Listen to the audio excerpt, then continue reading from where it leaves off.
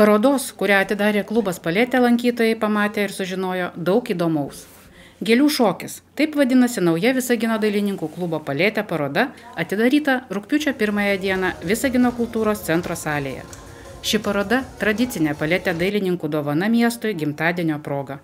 Šiemet, minint 50-asias Visagino metinės, menininkė savo darbuose nusprendė atspindėti miesto daugiatautiškumą per skirtingų tautų, gyvenančių mūsų mieste, mėgstamiausias gėles.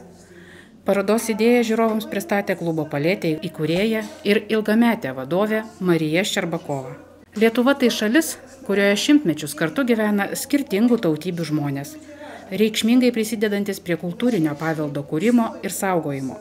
Šiuo metu Lietuvoje gyvena apie 154 tautybių atstovai, o ypatinga tautinė atmosfera ypač jaučiama pas mus, čia daugiau nei 43 tautybės.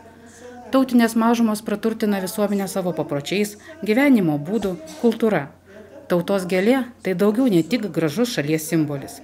Ji turi religinių ištakų, siekiančių seniausius laikus. Ir mūsų vakarą pradėjome pasirodymu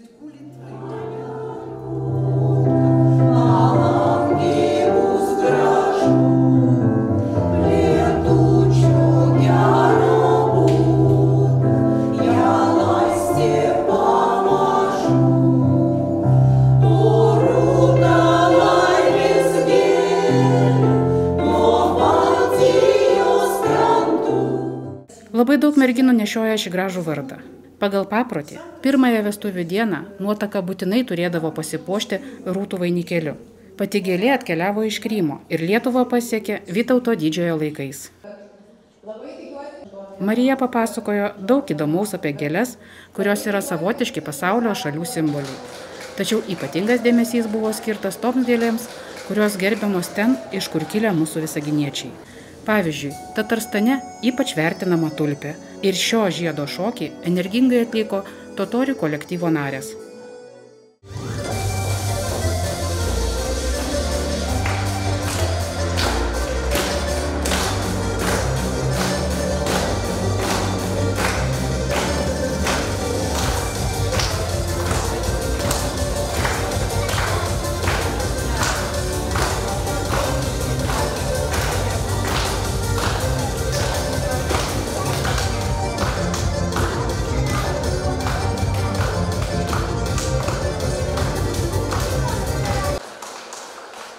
Informacija apie gėles ir šalis, kuria su publika dalyjosi Marija, buvo labai įdomi ir informatyvi. Uzbekistanas tai medvilnė, Ukraina saulėgrąža, Vokietija, Baltarusija, Estija rugiagėlė, Kinija bijūnas, Bulgarija, Anglija, JAV rožė, Rusija ir Latvija ramunė. Galėtume vardinti dar daugiau, bet šįkart sustosime ties tuo. Žinoma, atspindėti visas 43 tautybės mums buvo neįmanoma. Tačiau kiek galėjome, tiek pavaizdavome savo drobėse. Gėlėms buvo skirta nemažai choreografinių numerių, kuriuos atliko Tatjanos Ježovos klasikinio šokio klasės mokiniai iš Kūrybos ir meno akademijos.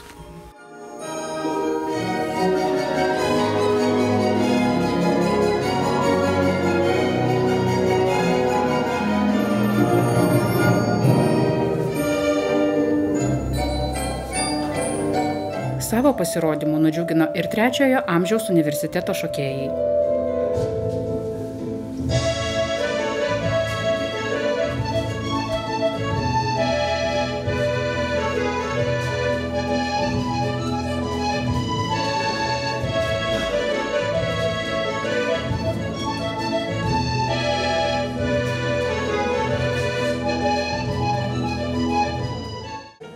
Šis nuostabus koncertas, vykęs dailininkių klubo Paletė paveikslų fone, tikrai priminė gėlių šokį, lygiai taip, kaip ir vadinasi paroda.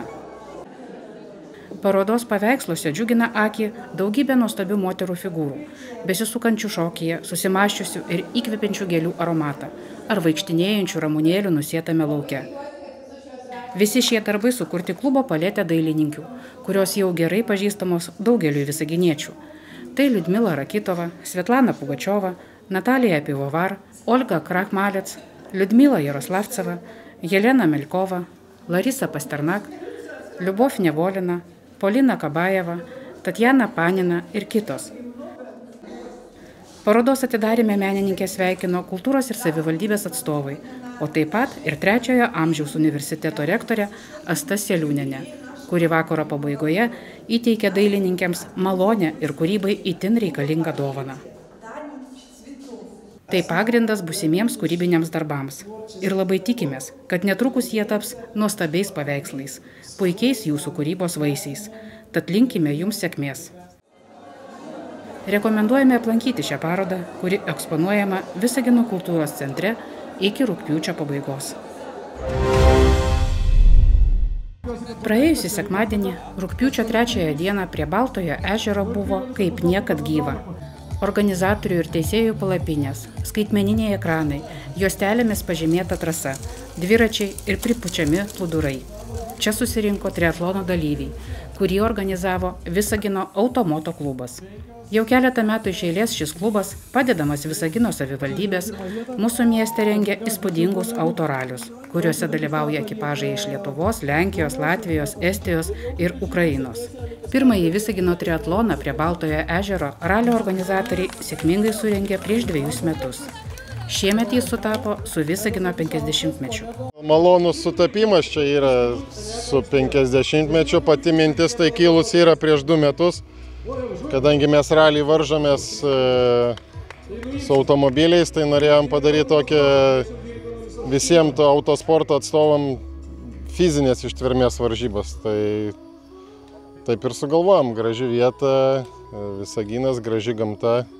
Triatlone tai iš pradžių ten plaukia, bėga, mina, o mes minam, bėgam ir plaukiam. Plaukiam, finišuojam su plaukimu, nes kadangi dalyvauja neprofesionalai, tai su plaukimu ir prakaitą nusiplaus ir linksmiau gal biškį. Yra vyrų klasė, yra moterų klasė, yra jaunimo klasė, yra komandinės, tokių seniorų klasė yra, vyresni negu 60 irgi atskirai. Kokie apdovanojimai bus? Apdovanojimai, gera nuotaika. Šiaip medaliai gražus yra, labai unikalūs medaliai tokie, iš sportinių detalių pagaminti.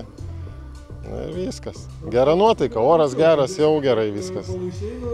Ne pergalė svarbu, o dalyvavimas. Dalyvavimas, jau. Triatlone dalyvavo apie 70 dalyvių iš įvairių Lietuvos kampelių. Startas buvo duodamas paeiliui kas minutę. Dalyviai turėjo be sustojimo įveikti 10 km dviračių per miškingą vietovę, apibėgti ežerą 2 km ir nuplaukti 200 metrų. Trasos atkarpoje aplink ežerą dalyvių laukia siurprizas. Dalį kelio per pelkę reikėjo įveikti oru. Jei dalyvis atsisakydavo šio oro kelio, prie bendro rezultato buvo pridedamos 2 baudos minutės. Visgi kai kurie apskaičiavę, kad taip greičiau, sąmoningai rinkosi vandens kelią ir priėmė baudos laiką. O paskutinėme plaukimo etape dalyviai galėjo atsigaivinti ir šiek tiek atsipalaiduoti.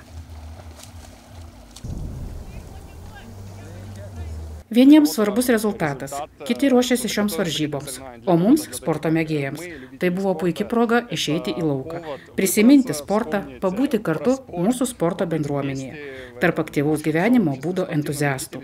Mes gavome tai, ko norėjome. Mums svarbiausia buvo įveikti visą trasą, patirti gerų emocijų, susitikti su draugais. Ir dar oras šiandien puikus, tad tikrai gavome viską, ko reikėjo.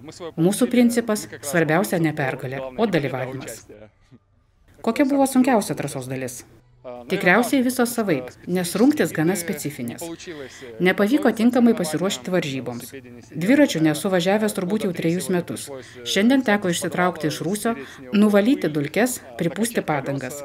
Bėgioju reguliariai, tad tai turbūt buvo lengviausia rungtis. Nors irgi nelengva. Daug kalniukų, įkalnių šaknų, bėgimas gavosi toks netolygus. Bet šiaip viskas labai įdomu. Trasos įdomios, daug žmonių. Labai įdomi patirtis, man patiko. Dalyvavau 1 kartą, bet manau, jei tinkamai pasiruošti, tai tikrai labai šaunus sportas. O kokiu sportu šiuo metu pats užsiemate? Anksčiau užsiėmiau irklavimu. Dabar tiesiog lankau sporto salę ir tiek. O kuri trasos dalis jums buvo sunkiausia? Man sunkiausia buvo dviračio rungtis. Labai retai važinėjau, o dar per pirmą ratą iškrito balnelis. Kol viską sutvarkiau, buvo labai sudėtinga.